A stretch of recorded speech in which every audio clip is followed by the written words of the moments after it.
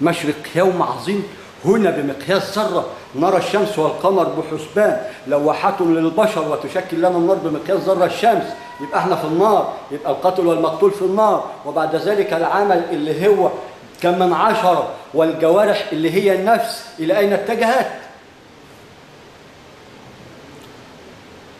اللي هتستشعر بالحواس كما ذكرناها من ملائكة، حواس والسمع والسمع والبصر. ده انت خير ملائكة، ده انت جامع هذه الملائكة، لأن عندما اكتملت العشار انت صفوة هذه العشار أي نفخة. تشوف 27 كده لما نزلت قال لك المسدس يومين مادة سوداء، ثالث يوم هيطلع لك فيه القمر، يبقى ده 30. هذا هو الكتاب. إن كنت ما تعرف شيء يا اللي بتقرا قرآن يا عم لا،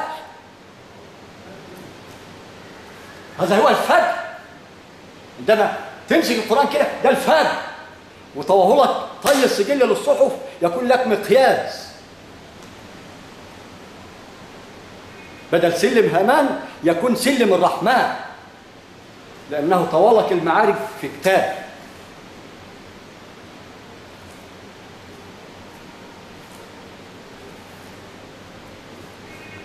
والفجر هذا زوجين ناقص واحد، ده عند الواحد. ايه هو الواحد؟ اليوم اللي من نور المشرق لا مغرب له. هنا تأتي الشمس من المغرب، ليه النشأة الأولى هي، وفي الآخر تأتي الشمس حتى تكون الاشتعال اللي يؤدي لاستخراج النجوم، لأنها أم الضوء المؤدية لأم النور، لأنها نواة هذا المسدس، وحطها في الأفق المبين مقياس، كلاهما في النار بمقياس ذرة. واعلم أن هذه الذرة من أثقال الأرض، يعني الأرض تشكل فيها ذرة.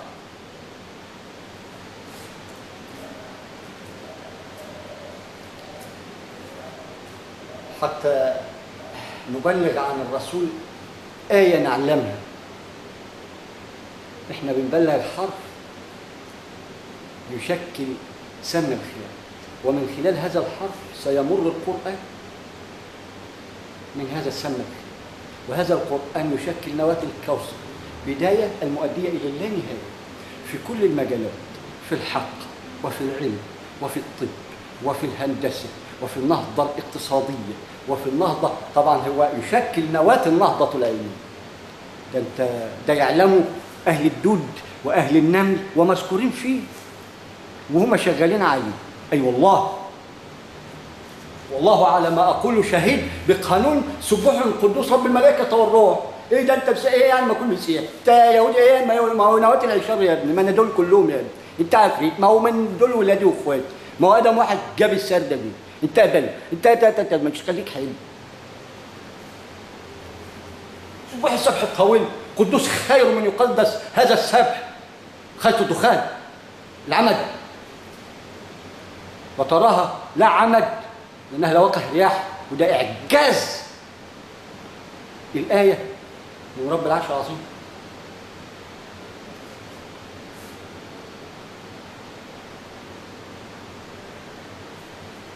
هنا وجد لنا هو الفجر مقياس، فجر عظيم. شاف الحفرة بقى دي، شاف الحفرة من النار فأنقذكم منها. اللي بيفهم بقى يتص به من خلال يوم تبدل جلودهم بغير جلودهم، لما بتتعور بتكسي تاني. اليوم اهو شغال، يقوم يبليك بيزعل على ابنك، بيزعل على مالك، بيزعل على مش عارف ايه، تروح تلاقي عنده الخير الكتير، تمعطي في المال وراح منك المال بتلاقي عندك المال كتير، الابن بتلاقي عندك الاولاد كتير. الى انت ان كل ده بتاعك، بس انت لا تعي كيفيه استخدامه. بس هو ده الموضوع، بلا مقياس بلا مثلث. ايه حاجه بسيطه، حاجه سهله والله، بس لمن يرى نور الله.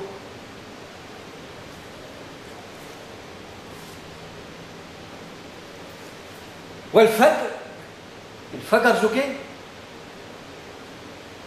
شمس وقمر وحسبان، ويشكل المعارك في العمق المعارك في التقدم العلمي، المعارك في كل شيء، إلى أن ترى المعراج الأعظم. ادالك مقياس المعراج رباحوه وذهاب وإياب، روحوه وغدوه.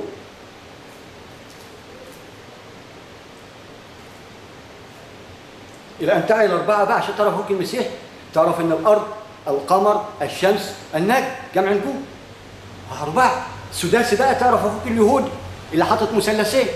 أهل العشار نصدق، نطلع على الترابيزة كيمة ونتقى الله في بعض. يذكرنا التاريخ مرة واحدة إن الشيطان تاب وسجد، الإبليس الكبير تاب وسجد للواقح رياح اعتصم، من خلال نذكر في القرآن فصيلته اللي قالت إن سمعنا قرآنا عجبا، ومن أصل بها دي للرشد. مرة واحدة كما صدق هذا الشيطان وهذا العفريت اللي من صلب هذا الإبليس، إلى أن نعي أننا كلنا من وفيه، وأول ما بنقول أعوذ بالله من الشيطان الرجيم. إيه ده؟ أنا أول ذرة منه هأمر بالسوء، وده أول سوء أنا جيته من سوء. يبقى أنا السوء جيت أتسوء هنا النظيف، أسيب النتن اللي يحصل من في الصدور من خلال عملك بمقياس قبر، وإذا القبور بعثرت وانشق منه 9 مليار قبر بميقات مبين وعن 76 فوق 70، وما في صدرك عملك وحصل ما في الصدور، وهنا مستني يحصل ما في الصدور من خلال القبر. أول ما بتحصل ما في صدرك ويكون لك أخاك هلال رمضان آية النتانة المسماة بتحليل الجسد، المادة النتنة، ده ما في صدر هذا الشيء. عندما يدخل هلال القبوة، هلال الميقات، هلال عامله هلال كده عشان تديك لواقع ريحة هواء مثلثات كده ترتقك بمزاج، عشان ريحتك صعبة فتفننا في الأبوة علشان توجد لواقع رياح ما تخليش ريحتك تبقى صعبة قوي علينا ونحكم كويس. أدا ما في الصدر وحصل ما في الصدور. وما أنت ما مسمع ما في القبور، ما في القبور اللي مش القبر ده هو يراه من الله، وإلا ما كانش قال له يا أخي يا جبريل اهدى واهدى. هنا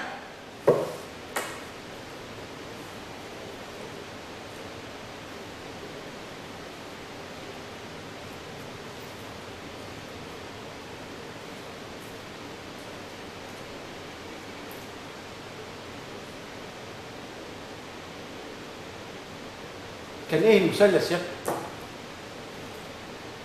نور على نور؟ ما هو نور ما انا في الفجر، ولكن كان في معراج وشفت فيه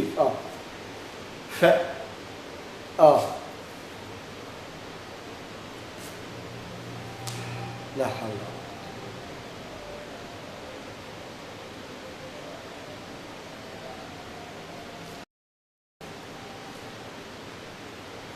فالفجر فجر يوم عظيم قامت قيامته بشكل ظل قائم، إلى أن تيجي تقوم أنت وتيجي من هذا الرحم حتى تكون رحمن رحيم به، لأنك معك الوكالة بهذين الزوجين بمقياس ذرة، ولا يملكون منه خطابا إلا من أذن لهم الرحمن، وقال من أذن له الرحمن ولهم القانون الجامع.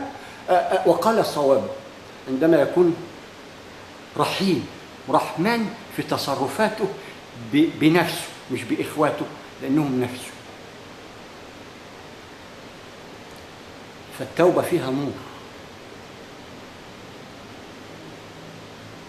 قائم على معراج هذا المثلث.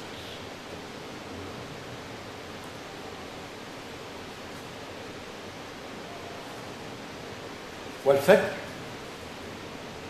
هنا زوجين بقانون مقياس ذرة شفا الحفرة والواحة للبشر. هنا فجرك لما بتيجي من الرحم، مغربك ده مشرقك، مغربك لما بتيجي تمشي بقى بتشوف مشرق لا مغرب لا. هنا طلعت الشمس من المغرب، بما انك عرفت بقى انك من مكوناتك لسان طيب، ده انت هذا الديناصور كله ولكن حقنه، ده انت حقنه. بس لازم تتاخد في العضل، اصله لازم يبقى كمال اجسام، حاجه كده جمال اجسام، يديها كمال اجسام، حاجه كده نقول ما لا ندري، دي مشكله عويصه. ما احنا نسبنا كل شيء لنفسنا ولذاتنا العلي فوق. والفجر فيه سوء عظيم ستتجول به سوءة كانت أول سوءة وتسمى آدم أول من تقدم. هتبقى إنسان ينسى موات العشاء، حد ينسى عطاء ربه له حتى ينتصب. وقال لنا تكيس وفطنة وأنا كل الأنبياء، لو كان أخي موسى وهارون وعيسى. نون درجة الأنبياء صفوة ما أنجب، يليها الصحابة صفوة ما تصدق، يليهم الزرابيل. اوعى تبص فوق، نور يكهربك، ده مش يعميك، ده يسيحك، تبقى ماشي كده إلى أن يأذن لك وتبص فوق وتبص فوق تلاقي على العرش هنا بمقياس ذره ملك عظيم 9 مليار انجبته 7 سنة. بس اصدقوا القول بس مع نفسكم، اصلا ما وقت اظبطوا بس، خلوا الموظفين يشتغلوا تلاقوا كده النظام ده مخاض مثلث كوني عظيم. الثورات دي الفتنه اللي هي لابد ان يحصص الحق ونوضع له بقى مقياس، ونكون للتاريخ ايه عظيمه ما تنهضش الا من عند الله، ثم مصر لانها الام الصغيرة اللي بتشكل الأرض اللي أنجبت أثقالها أمصار الأرض. قانون الدفع الرباعي الشخط الأرض لأن يأتي منها الخيرات. الضغط يديك القمر عندما يكتمل 9 أشهر. الحريق الشمس ولذلك تلاقيها رقم 3 من كاس الذرة شبه حفرة من النار. النجم جمع ده فرقعت شكمان يبقى شخط بيستم حريق هي شباط دفع رباعي. ما فيش سداسي يضرب ده يبقى الحمار بيضرب بالجول، ده السداسي يبقى 4 نراهم و2 لا نراهم يسكنوا لوقح الرياح. ايه ده؟ ممكن يكون عزرائيلك دول معدي بالصدفه كده مجوعه زي ما حصل قال، ولكن اظبطها على البشريه. اما اديك جوز كانت فيها نهايتك. لا انا اطعم الحمار واظبط للحمار طواله الى ان يرتقي ويبقى كده بشكل قرد عرف السبت، دخل على الحد والاثنين والثلاث والاربع والخميس والجمعه السبعه، ويقعد يلف بقى مع الديمومه حركه دائمه عن علم. واذا ما اتعلمتش من اللي بقوله نسلك هيتعلم من اللي بقوله، هتكون له ايه تشكل اضحوكه في التاريخ. تخيل بشخصيتك وغهمتك وعخامتك وسمالك وكرسيك وعرشك اضحوكة لأهلك لأولادك اللي هيجوا من صلبك بعدين، لأنك في ضلال مبين. دي كارثة، لأن هيجيبنا التاريخ، هيجيبنا لأن فاسية لوقع الرياح ودتها الكل بشمها، فمشمومة ووادي بني مشموم لازم ينضف ويبقى خير سوء.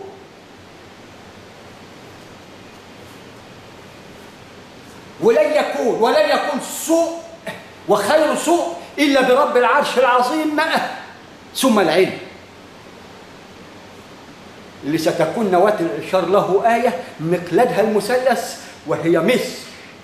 ميم الدائرة المغلقة، صاد نذكر في الكتاب الصيد الحرم، الدائرة المغلقة نذكر في الكتاب الخمس فروض والمناسك الخمس. وأنا قلت مصر قبل كده، صاد بقى الصاد واللي كان قلت قبل كده أي الصيد الحرم، راء الميقات الهلال نذكر له بقى المثلث يبقى الشمس والقمر ينضب هذا المثلث خوفه خفرة منقرة.